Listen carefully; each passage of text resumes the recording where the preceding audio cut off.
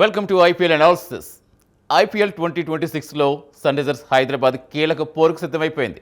ములాన్పూర్ వేదికగా పంజాబ్ కింగ్స్తో ఎస్ఆర్హెచ్ ఈరోజు మధ్యాహ్నం 3:30కు తలపడనుంది. లక్నో జట్టు చివరి మ్యాచ్లో ఓటమి పాలైన సన్ రైజర్స్ ఇప్పుడు పంజాబ్పై ఎలాగైనా గెలవాలని పట్టుదలతో కనిపిస్తోంది. అటు పంజాబ్ కూడా ఆల్రెడీ మంచి ఫామ్లో కనిపిస్తోంది. వరుస మ్యాచ్లో గెలిచి జోరు మీద ఉంది. ఇక పంజాబ్ బ్యాటింగ్ బౌలింగ్లో పటిష్టంగా ఉంది. హైదరాబాద్ జట్టుకు బౌలింగ్ కాస్త మైనస్గా కనిపిస్తోంది. మరి ఈ మ్యాచ్లో అయినా బౌలింగ్ లోపాలు ఎస్ఆర్హెచ్ టీం అధిగమిస్తుందో లేదో చూడాలి. ఇక హైదరాబాద్ జట్టుకు ప్రధాన బలం బ్యాటింగ్. విధ్వంసకర ఆటగాళ్లతో పటిష్టంగా ఉంది. హెడ్ అభిషేక్ మెరుపు బ్యాటింగ్తో చెలరేగితే ఇక జట్టుకు తిరుగుండదు. ఇక కిషన్, క్లాసెన్, నితీష్ మంచి ఫామ్లో ఉండడం హైదరాబాద్ కలిసొచ్చే అంశంగా కనిపిస్తోంది. ఇక 7వ స్థానంలో వచ్చే సలీల్ కూడా ధాటిగాడే సమర్థుడు. అయితే బ్యాటింగ్తో పోలిస్తే సహజంగా రైజర్స్ బౌలింగ్ బలహీనంగానే కనిపిస్తోంది. డేవిడ్ ఫెన్ ప్రధాన పేసర్ కావడం కాస్త ఆశ్చర్యపరుస్తుంటే ఉనాద్కట్, మలింగ, దుబే ఏమాత్రం ప్రభావం చూపిస్తుండేది చూడాలి. ఇక గత మ్యాచ్ విఫలమైన స్టార్ ఆల్రౌండర్ లియామ్ లివింగ్స్టోన్పై వేటు వేసేందుకు సరైన సిద్ధమైంది. అతడి స్థానంలో మరో ఇంగ్లాండ్ ఆల్రౌండర్ కార్స్కు చోటు దక్కే సూచనలు కనిపిస్తున్నాయి. తొలి 3 మ్యాచ్లకు స్వల్ప గాయం కారణంగా బెంచ్కి పరిమితమైన కార్స్ ఇప్పుడు పూర్తి ఫిట్నెస్ సాధించినట్టుగా తెలుస్తోంది. అతడు నెట్స్లో కూడా తీవ్రంగా శ్రమిస్తున్నాడు. ఇక పంజాబ్ జట్టు చూసుకుంటే ఆల్రెడీ 2 విభాగాల్లో కూడా చాలా పటిష్టంగా ఉంది. అటు బ్యాటింగ్లో ఆర్య, ప్రభు సిమ్రాన్, అయ్యర్ కుపర్, శశాంక్, స్టోనియస్ వంటి ఆటగాళ్లతో పటిష్టంగా ఉంది. ఇక బౌలింగ్లో కూడా హర్షదీప్, వైశాఖ్ ఇలాంటి బౌలర్స్తో మంచి లైనప్లో ఉన్నారు. సో ఈరోజు మ్యాచ్ ఎలా ఉండబోతోంది? మరి హైదరాబాద్ ఎస్ఆర్హెచ్కి ఏమైనా కలిసొచ్చే అంశాలను కనిపిస్తున్నాయా? దీని మీద ఎనలైజ్ చేద్దాం. ప్రస్తుతం మనతో పాటు జాయిన్ అవుతున్నారు ఆంధ్ర క్రికెట్ క్రీడాకారులు కిరణ్ గారు, కిరణ్ గారు. ఆల్రెడీ కిరణ్ గారు గురించి తెలిసిందే. జెన్ స్పోర్ట్స్ అండ్ గేమ్స్ అకాడమీకి 23 ఏళ్ళుగా క్రికెట్ కోచ్గా వహిస్తున్నారు. నమస్తే కిరణ్ గారు, welcome to the analysis. Yes Kiran గారు, ఇవాళ చూస్తున్న మ్యాచ్ మరి కాసేపట్లో మ్యాచ్ స్టార్ట్ కాబోతోంది. ఇప్పటి వరకు కూడా ఎక్కడ ఓటమి లేని పంజాబ్ అండ్ కొంచెం అటు ఇటు తడబడుతున్న హైదరాబాద్ ఎలా ఉండబోతుంది? ఏ జట్టు బలాలు ఎలా ఉన్నాయి? ఇరు జట్లు చాలా బలంగానే కనబడుతున్నాయి. ఎందుకంటే చేజింగ్ లో కావచ్చు, టాప్ స్కోర్ సాధించడంలో కావచ్చు, ఎస్ఆర్హెచ్ మించిన టీం ఐపీఎల్ లో లేదు. ఎందుకంటే 280+ స్కోర్ చేయగలిగిన టీం ఏకైక టీము మన ఎస్ఆర్హెచ్. 240, 220లు అవలీలుగా చేజ్ చేసిన టీం కూడా ఎస్ఆర్హెచ్. అదే విధంగా పంజాబ్ కింగ్స్ ఏదైతే ఉందో వాళ్ళు 2 మ్యాచ్లు గెలిచి 3వ మ్యాచ్ వాన వల్ల కోల్కతా నైట్ రైడర్స్ వాన వల్ల మ్యాచ్ మిస్ అయింది. కానీ ఎస్ఆర్హెచ్ ఫస్ట్ మ్యాచ్ ఓడిపోయింది, 2వ మ్యాచ్ గెలిచింది, మళ్ళీ 3వ మ్యాచ్ ఓడిపోయింది. ఇప్పుడు 4వ మ్యాచ్ ఎలాగైనా ఖచ్చితంగా గెలవాలి, గెలిచి తీరాలి. పంజాబ్ మీద గెలిస్తేనే వీళ్ళు ఒక స్టెప్ ముందుకు వెళ్తారు. లేని పక్షంలో వీళ్ళు వెనకబడిపోతారు. టేబుల్లో కూడా వెనకబడిపోయే అవకాశం ఉంది. కాబట్టి ఖచ్చితంగా గెలిచి తీరాలి. కాకపోతే ఎస్ఆర్హెచ్ దగ్గర ఏమంటే స్టెబిలిటీ ఉండదు. వాళ్ళు కొడితే ఎంత భారీగా కొడతారో, ఆల్అౌట్ అయిపోయినా అంతే చెత్తగా కూడా ఆల్అౌట్ అయిపోతారు. ఓటమి కూడా అంతే చెత్తగా ఉంటది. వీళ్ళు ఒక సునామీ అంటే వస్తే భారీగా వెళ్ళడం, లేదంటే భారీగా పడిపోవడం, అంతేగాని ఒక స్టేబుల్ గా ఉన్నటువంటి పర్ఫార్మెన్స్ వీళ్ళు చూపించట్లేదు. ఎస్ఆర్హెచ్ గత కొన్ని సీజన్ గా చూస్తూనే ఉన్నాం. వాళ్ళు పర్ఫార్మెన్స్ అనేది ఒక ఇదిలాగా ఉంటది. కానీ పంజాబ్ కింగ్స్ వాళ్ళ పోరాటం వాళ్ళు చాలా అద్భుతంగా ఉంటది. మన శ్రేయస్ అయ్యర్ కెప్టెన్సీ చాలా కూల్ గా, అంటే మనకు ఏ విధంగా కనపడతాడు అంటే ధోని తర్వాత మళ్ళీ ఇంకొక అంటే ప్రెజర్ కనపడుతుంది. కానీ అంత ప్లెజర్ గా అతను మ్యాచ్ తీసుకుంటాడు, నిదానంగా తీసుకెళ్తాడు. తను కూడా అవసరమైన సమయంలో భారీగా స్కోర్ చేసి లాస్ట్ మ్యాచ్ కూడా తనే ఒంటరిగా ఉండి గెలిపించాడు. 50 కోట్లు గెలిపించాడు శ్రేయస్ అయ్యర్ కూడా. కాబట్టి మంచి ఇరు జట్లు.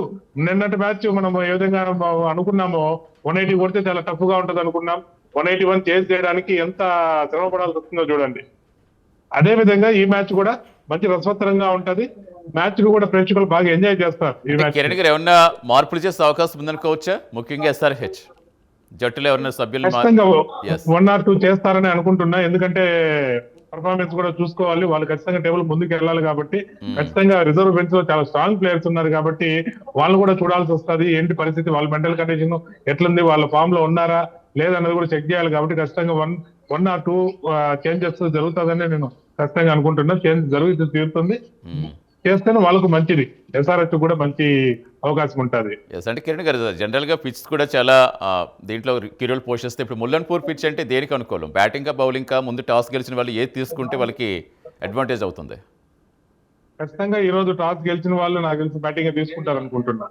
బ్యాటింగ్ తీసుకుంటారు అంటే వాళ్ళ ఛాన్సెస్. ఎందుకంటే ఇద్దరు బాగా హార్డ్ హీటర్స్, 2 పక్కల ఉన్నారు, భారీ స్కోర్ చేసే వాళ్ళు ఉన్నారు. లేదు వాతావరణంలో ఏదైనా కొంచెం మార్పు ఉంది, లైట్ గా ఏదైనా డ్యూ ఏదైనా ఫ్యాక్టర్ ఉందంటే ఖచ్చితంగా టాస్ గెలుస్తానే ఫీల్డింగ్ వెళ్ళిపోతారు. ఎందుకంటే ఎస్ఆర్హెచ్ నాకు తెలిసి టాస్ గెలిచిన ఫీల్డింగ్ వెళ్ళే ఛాన్స్ ఎక్కువ ఉంది. లేదు ఫస్ట్ బ్యాటింగ్ చేసిన ఛాన్స్ వాళ్ళు ఒక ఫ్లో లో వెళ్ళిపోవాలని చూస్తారు. వీళ్ళకి ఎస్ఆర్హెచ్ వాళ్ళకి ఎటు వచ్చినా కూడా ప్రాబ్లం లేదు, వాళ్ళు ఫీల్డింగ్ అయినా బ్యాటింగ్ అయినా ఆనందంగానే తీసుకుంటారు.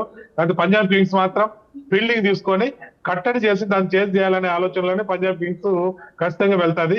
ఎస్ఆర్హెచ్ మాత్రం వాళ్ళు ఒకటే స్టాండర్డ్, పోయినామా దొరికిన కాడికి కొట్టామా పవర్ఫుల్ గా ఆడేసినామా, ఒకవేళ అవుట్ అయితే నో ప్రాబ్లం అనే మైండ్ సెట్ లో ఎస్ఆర్హెచ్ ఉంటుంది. పంజాబ్ కింగ్స్ ఒక ప్లాంట్ గా వెళ్తుంది కాబట్టి ఖచ్చితంగా ఎస్ఆర్హెచ్ ని వాళ్ళు ఎంత చేసైనా చేయగలిగే సామర్థ్యం వాళ్ళకు ఉంది. భారీ స్కోర్ కొట్టగలిగే ప్రతి టాప్ టు బాటం దాకా వాళ్ళకు ఎస్ఆర్హెచ్ లో ఉన్నారు కాబట్టి వాళ్ళకి ఫస్ట్ బ్యాటింగ్ ఇచ్చేసి వాళ్ళు కట్టడి చేయడానికే పంజాబ్ కింగ్స్ ట్రై చేస్తుంది. ఖచ్చితంగా పంజాబ్ కింగ్స్ టాస్ గెలిస్తే ఫీల్డింగ్ తీసుకుంటుంది. అంటే జనరల్గా ట్రాక్ రికార్డ్ చూస్తే ఎస్ఆర్హెచ్ఏ హైలో ఉంది. అంటే 17 మ్యాచ్ల్లో ఎస్ఆర్హెచ్ విన్ అయింది, 7 మ్యాచెస్లో పంజాబ్ అనుకుంటా ఐ థింక్. అంటే ఇక్కడ ఫామ్ ప్రకారం చూస్తే ఈ సీజన్ ప్రకారం చూస్తే మాత్రం పంజాబ్కి అక్కడ అసలు ఓటమి అనేది లేదు. కంప్లీట్గా అన్ని మ్యాచ్లు కూడా ఏదైతే అది ఒకటి డ్రా అయినప్పటికీ మొత్తం మీద 3 కూడా అన్ని విన్ అయినట్టే లెక్క, పర్టికులర్ కూడా టాప్లో ఉంది. ఇప్పుడు ఏంటి మరి ఇప్పుడు అంటే ఇప్పుడు లాస్ట్ 5 మ్యాచెస్ చూస్తే ఎస్ఆర్హెచ్ లాస్ట్ కంటిన్యూగా 4 గెలిచింది, అన్ని చేంజ్ చేసింది, చేంజ్ చేసే గెలిచింది ఎస్ఆర్హెచ్. కాబట్టి వాళ్ళు ఖచ్చితంగా చేజ్కి వెళ్తారు. పంజాబ్ కూడా తెలుసు వీళ్ళ ముందు ఎంత స్కోర్ పెట్టినా గానీ వీళ్ళు చేంజ్ చేస్తారు. 240 పెట్టినా కానీ చేంజ్ చేశారు, 220 పెట్టినా చేంజ్ చేశారు, 180 చేంజ్ చేశారు, 160 చేంజ్ చేశారు. కాబట్టి ఖచ్చితంగా పంజాబ్ కింగ్స్ వీళ్ళు ఫస్ట్ బ్యాటింగ్ ఇవ్వడానికే ఇష్టపడుతుంది. ఫస్ట్ బ్యాటింగ్ వాళ్ళకి హ్యాండ్ ఓవర్ చేసి వాళ్ళని కట్టడి చేసి పెట్టి వాళ్ళకి 200 దాటనీయకుండా చూసుకొని దాన్ని చేంజ్ చేయడానికి పంజాబ్ కింగ్స్ ముందుకెళ్తది. దాంట్లో ఎటువంటి ఇది లేదు. కాకపోతే నేను ప్లేయర్స్ చెప్పేది, మనం ఈ 2 మ్యాచ్ల్లో 2 బ్లండర్స్ చూసాం. 2 బ్లండర్స్ ఏంట్రా అంటే అతను లాస్ట్ బిఫోర్ బాల్ సింగిల్ తీయకుండా మ్యాచ్ వన్ సైడ్ మ్యాచ్ లాక్కొని వచ్చి ఒక బాల్ సింగిల్ తీసి టై అవ్వాల్సిన మ్యాచ్, నెక్స్ట్ బాల్ 2 runs కొట్టాలని ఆడ నిలబడి నేను కొట్టగలను అన్న ఒక అహంకారం ఏమైందంటే భారీ మూల్యాన్ని చెల్లించుకున్నారు. నిన్నటి మ్యాచ్ లో చూస్తే మన క్యాచ్ ఏదైతే సూర్యవంశీ సెకండ్ 6 కొట్టాడు మన బౌలర్ కి, కొట్టినప్పుడు మెయిన్ లెగ్ లో కెమెరా కోసమో స్టిల్స్ కోసమో బిల్డప్ ఇవ్వడం కోసం ఆ క్యాచ్ పట్టి అట్లా కింద కూర్చుంటాడు ఫీల్డర్. కింద కూర్చున్నది నేరుగా వెళ్ళి 6 లైన్ లో పోయి కూర్చుంటాడు. అంటే క్రికెట్ ని కూడా దాంట్లో ఫేమ్ తెచ్చుకోవాలా, దీని ద్వారా మనము బిల్డప్ ఇవ్వాలా అనుకుంటే భారీ మూల్యం చెల్లించుకోక తప్పదు. నిన్న ఆ క్యాచ్ కానీ పట్టేసి ఉంటే సూర్యవంశీది అతను అప్పటికి 50 కూడా కొట్ల, ఖచ్చితంగా వాళ్ళకి మంచి అవకాశం ఉండేది ఆర్సీబీకి. కానీ ఆ క్యాచ్ పట్టిన విధానం అంటే తను ఏమన్నా గాల్లో ఎగిరి అన్న పడ్డాడా అంటే లేదు, నార్మల్ క్యాచ్, జస్ట్ ఇట్లా తీసుకునే క్యాచ్ తీసుకుంటూ అట్లాగే కూర్చునేసి అవసరం లేదు, అక్కడ నార్మల్ గా పట్టుకునేసిండొచ్చు. అలాంటి క్యాచ్ ని కెమెరాలో మంచి బిల్డప్ కనపడాలనే ఉద్దేశంతో కెమెరా కోసము క్యాచ్ ని పట్టుకుని అట్లే కూర్చోవడం నేరుగా దీని మీద కూర్చున్నాడు, రోప్ మీద కూర్చున్నాడు. దాంతో సూర్యవంశీ అవుట్ అవ్వాల్సిన పరిస్థితి నుంచి తప్పి ఆ నుంచి మళ్ళీ ఒక 40 రన్లు దాకొడతాడు. ప్లేయర్ కి బిల్డప్ కన్నా మ్యాచ్ ఏంటి అనేది, ఎప్పుడైతే మొత్తం 11 మంది కష్టపడి మ్యాచ్ కోసం ఆడతారో ఆ టీమే ఖచ్చితంగా గెలుస్తుంది. ఈ ఇద్దరు చేసిన చిన్న మిస్టేక్ వల్ల ఇద్దరు మ్యాచ్ కోల్పోవాల్సి వచ్చింది. అవును, డెఫినెట్గా. ఎందుకంటే ఇప్పుడు మనకి ఈ రోజు జరిగే మ్యాచ్ గురించి మాట్లాడుకుంటే పంజాబ్కి అదనంగా ఒకవేళ విన్ అయితే యాడ్ అవుతుంది. బట్ ఎస్ఆర్హెచ్కి మాత్రం ఖచ్చితంగా ఇది ఒక ప్రెస్టీజియస్ మ్యాచ్గానే మారే అవకాశం ఉంది. డెఫినెట్గా విన్ అయితేనే తర్వాత రేపు అది ముందుకు రాణించే అవకాశం కూడా కనిపిస్తుంది. ఎట్ ద సేమ్ టైం అంటే ఈసారి అన్ని పిచ్చెస్ కూడా ఆల్మోస్ట్ బ్యాటింగ్ బాగా అనుకూలంగా కనిపిస్తున్నాయి, మంచి స్కోర్ చేస్తున్నారు. ఈరోజు ఎంతవరకు చేసే అవకాశం ఉందనుకోవచ్చు? ఖచ్చితంగా నాకు తెలుసు ఫస్ట్ బ్యాటింగ్ చేస్తే అంటే పర్ఫెక్ట్ గా బ్యాటింగ్ చేస్తే 180+ to 220 అరౌండ్ ఖచ్చితంగా చేయొచ్చు.